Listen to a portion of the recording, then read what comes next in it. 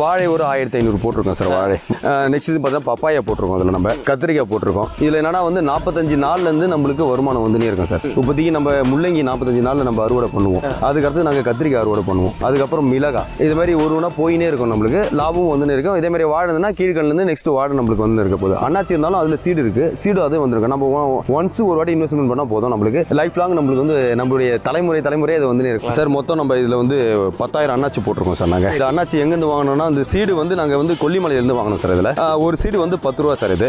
இது ஒரு அண்ணாச்சியில் பார்த்தீங்கன்னா குறைஞ்சது வந்து ஒரு அண்ணாச்சியில் நம்மளுக்கு ஒரு 10 சீடுலேருந்து 12 சீடு வரும் சார். இது நான் 10,000 போட்டிருக்கேன். இதில் 10,000 அண்ணாச்சிக்கு வந்து நம்ம சீடு எடுத்தோன்னா எப்படி நம்மளுக்கு 1 லட்சம் சீடு வரும் சார் 1 இயருக்கு.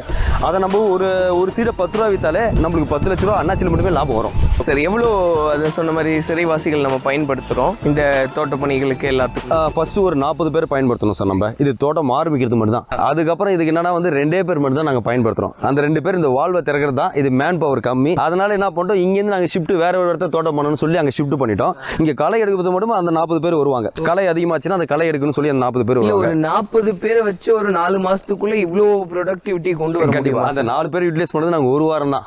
அதுக்கப்புறம் 2 பேர் மட்டும் தான் நாங்கள் பண்ணோம். தோட்டம்லாம் பார்க்கறதுக்கே அவ்வளோ ஆச்சரியமா இருந்தது. என்னன்னா வந்து நம்ம ஜெயிலே வந்து ட்ரெடிஷனலாக மாறி போச்சு.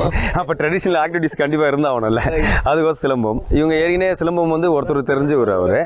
அவர் வந்து இங்கே என்னன்னா வந்து இவங்க எல்லாருமே அவர் டீச் பண்ணுறாரு. அவர் தான். ஆமாம். என் பேர் சங்கர் சார். நான் ஒரு 19 வருஷமாக சிறையில் இருக்கிறேன். ஓ, என்ன காரணம்? சந்தர்ப்ப சூழ்நிலை உள்ளே வந்துட்டோம். இது உள்ளே வந்தோடனே சார் வந்து உங்ககிட்ட என்ன கலை இருக்குது, நீங்கள் அதை வந்து மறைச்சி வச்சுக்கிறீங்க. இது வந்து தமிழர்கள் வீர விளையாட்டு தானே, நீங்கள் இதை செய்யுங்கன்னு பாஸ்கர் சூப்பரன் சார் எங்களை முத கொடியரசு திருநாள் செய்ய சொன்னார் சார். எவ்வளோ எப்போ இருந்து சிலம்பம் ஆரம்பிச்சு? இதை நாங்கள் கிட்டத்தட்ட ஒரு 2-3 வருஷமா செஞ்சுன்னு வரோம். இப்போ அதிகமாக எங்களுக்கு ஊக்கம் கொடுத்து எல்லாருக்கும் சொல்லிக் கொடு. எவ்வளோ பேர்? 30 பேர் கற்றுக்குறோம் சார். ஓ, இன்னைக்கு எல்லாருமே நாங்கள் வந்து பயிற்சி கற்றுக்குறோம், எல்லாம் செய்கிறோம், போகிறோம், வரோம். எங்களுக்கு டான்ஸ் சொல்லி தராங்க. ஓ, டான்ஸ். ஆமாம், டான்ஸ் எங்களுக்கு எல்லாரும் நாங்கள் நிறைய ஃபங்க்ஷன் பண்ணிக்கிறோம் சார். நாங்கள் உள்ளே டான்ஸ் ப்ரோக்ராம் நிறைய பண்ணிக்கிறோம். முன்னாடி இறுக்கி பூட்டியே வச்சுருப்பாங்க. இப்போ அந்த பூட்டுறதுக்கு வேண்டிய வேலையே கிடையாது. அதுதான் யோசிக்கிறதுக்கு டைம் கிடையாது. வேலை அடுத்து என்ன பண்ணணும், அடுத்து என்ன பண்ணணும். என்னை பொறுத்தவரைக்கும் சிறைச்சாலை வந்து சிறைச்சாலையாக இருக்கக்கூடாது, அது ஒரு கல்விச்சாலையாக இருக்கணும். இங்கே இருக்கிற சிறைவாசிகள் எல்லாருமே அது ஒரு ஸ்டூடெண்ட்டாக இருக்கணும். அப்படி தான் எதிர்பார்க்குறேன். ஆக்சுவலாக என்னன்னா வந்து நிறைய பேருக்கு எல்லா திறமையும் இருக்கும். திறமை இல்லாதவங்க யாருமே கிடையாது. எதனா ஒரு ரூபத்தில் எதனா ஒரு திறமை கண்டிப்பாக இருக்கும். இப்போ டிராயிங் வரைத்து பார்த்துருப்பீங்க. இந்த மேட்டு மிஷின் இருக்குது. அதனால் வந்து இந்த ஆடு மாடுகளை எப்படி பராமரிக்கிறது, அந்த அக்ரிகல்ச்சர் பண்ணுறது, அதுமாதிரி திறமைகள் இருக்கும். சில இது இல்லாமல் வேறு என்ன திறமைகளாக இருக்கும். அவருடைய திறமையை நாங்கள் வெளிக்கொண்டு வரோம். இங்கே ஒரு இது அந்த வெளிக்கொண்டு வரும்போது என்னன்னா வந்து அவங்க முழு ஈடுபடுற. ஏன்னா இங்கே வந்து சிந்திக்க இங்கே தான் இடமே, வேறு எங்கேயுமே கிடையாது. நீங்கள் வெளியே போனீங்களா சிந்திக்கணும்ன்ட்டு நம்ம இது இருக்காது. தனி செல்லில் இங்கே 4 செவருள்ள இருக்கும்போது தான் அவனை சிந்திக்க தோணும். நம்ம என்ன பண்ணோம், நம்ம என்ன செஞ்சோன்னு சொல்லி ரியலைஸ் பண்ண தோணும்.